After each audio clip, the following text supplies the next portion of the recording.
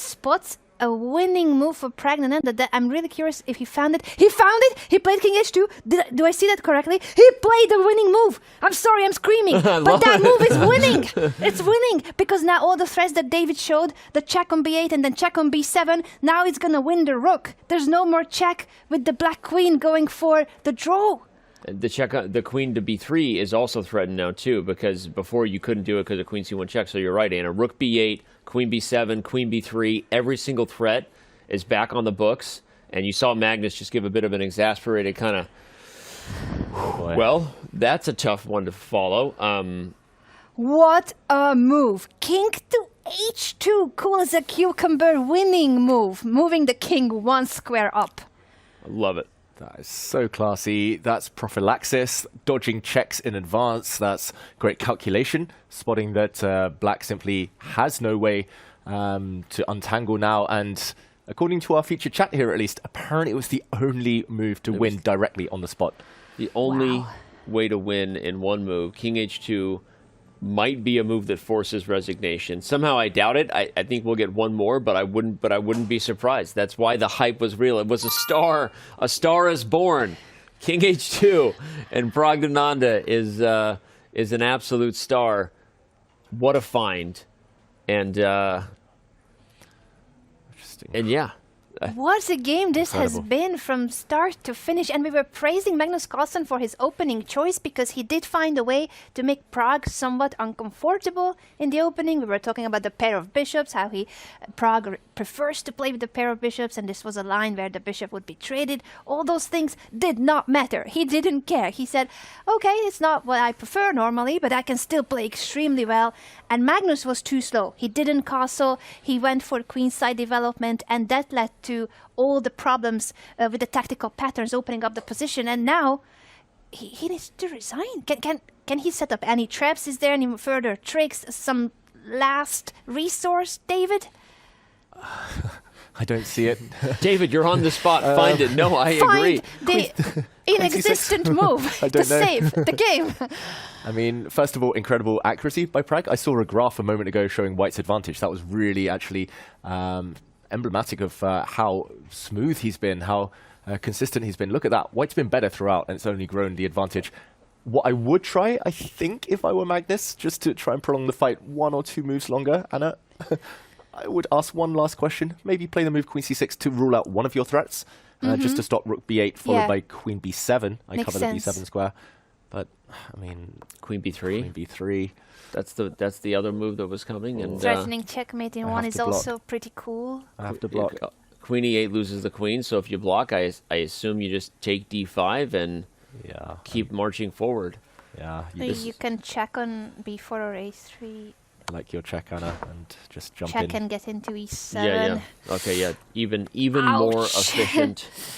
The position is completely falling apart at the seams. And look at that game graph. That is a dominating performance start to finish. We call that a wire-to-wire victory. And again, full kudos and shout-out to pragg. I mean, anyone who saw the beginning of the show, I thought that Magnus's approach was kind of brilliant. As someone who's been in a spot where an experienced player just out-transpositions you end up overthinking things and getting yourself in trouble. Pragg was using a ton of time on the clock, clearly looked uncomfortable. I think Magnus even had said himself in his first confessional visit that he kind of liked what he had gotten out of the opening, but he also acknowledged it was a provocative choice, it was an edgy choice, and when pragg found it, he never looked back, as you could see. This has been absolutely incredible. Praggananda is... he's also just comfy there. He works hard at the board, but feels like he has a presence that he knows this is no longer a surprising result for him. He expects to get the job done when he has white against anybody, even if it's Magnus Carlsen.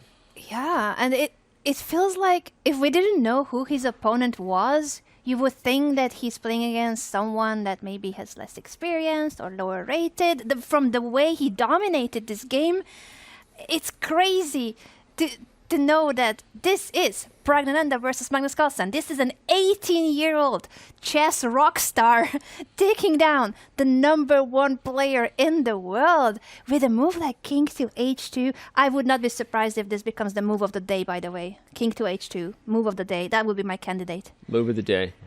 He's 18. By the way, didn't Gukesh turn 18 like today? Today. So a couple Happy birthday. Some 18-year-olds Happy out there. birthday. Happy birthday to Gukesh, perhaps from your countryman Praggananda, getting a dub for you. What a present. What a present to India as well. What a present to India, a present for Gukesh.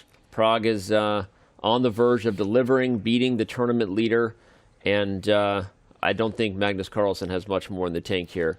You asked a question earlier, Anna, whether this position was survivable. Survivable. Word of the day. Survivable. Survivable. For Pragg. Is the position survivable? Well, guess what? They looked it up, and it is a word of an accident or ordeal able to be survived, not fatal. So, is it survivable? We're batting 3 for 3. We have not made up any words yet. Survivable. No, this position is not survivable. It is not able to be survived for Magnus Carlsen. It is fatal. Yeah, and one thing I'll point out, and I shouldn't be mentioning this because he's one of my best friends out there, Magnus, but the only way to beat him, attack. Players respect him too much, swap off queens, try to play for a draw. You never, ever see Magnus lose an endgame. You never see him get outplayed positionally. It's just king safety. He didn't castle his king. He gets mated. And this does happen from time to time. The kind of classical losses, rapid losses, blitz losses he has, they're only ever due to king safety issues. So keeping the queens on by Pragg, inspired decision, going for the attack, and the way he executed it. Not many people capable of that, of course, but impressive stuff. Does it mean, David, then, in your opinion, that sometimes you kind of need to not respect how strong, how experienced your opponent is, that you're playing the world #1, the man that has ruled the chess world for over a decade by now?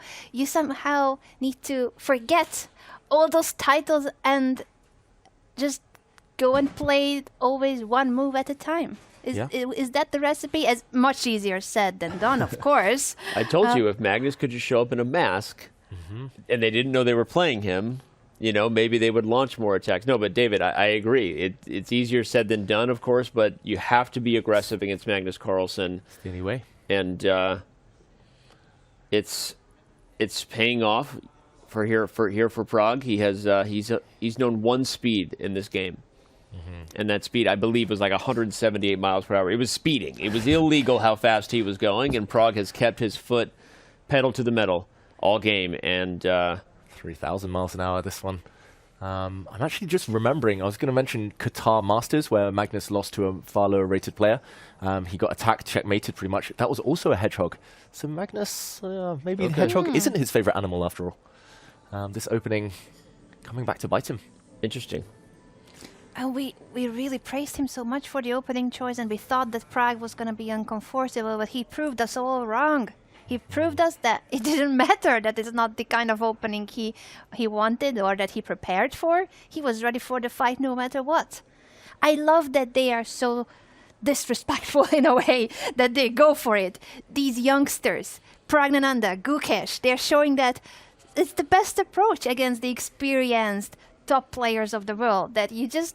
Oh, I thought that was resignation for a second. Rook to g8. The king almost fell, but it's rook to g8. It does lose the rook, I believe, so I'm not sure what the trick is. David, you spot something? You cannot check. I thought it lost the rook as well, but if you check, the black king hides g7, h8 into the corner. Ah, okay, yeah. That's okay, clever. so it doesn't lose the rook.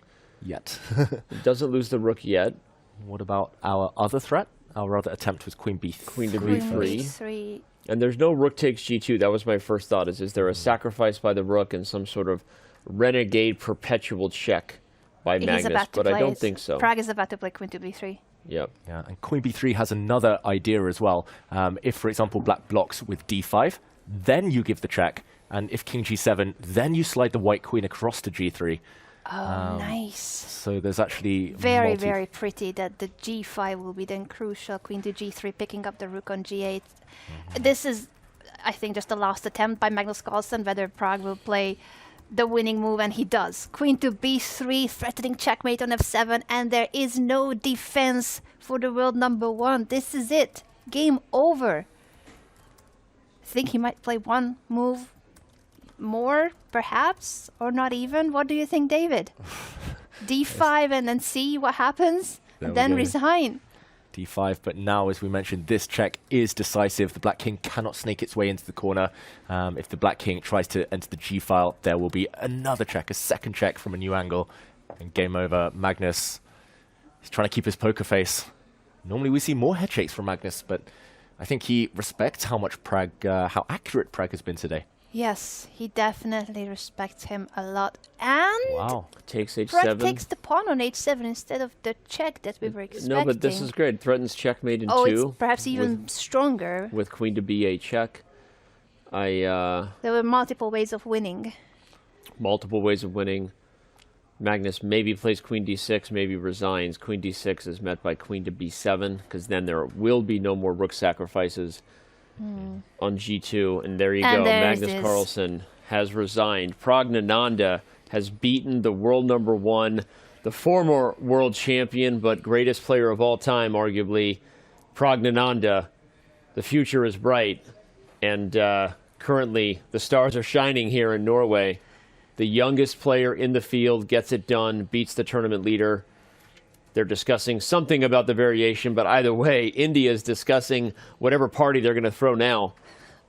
For Gugash's birthday, for Pragnanda's win over Magnus Carlsen, why Shally leading the women's event. There's so many reasons that they need to celebrate. Absolutely wild.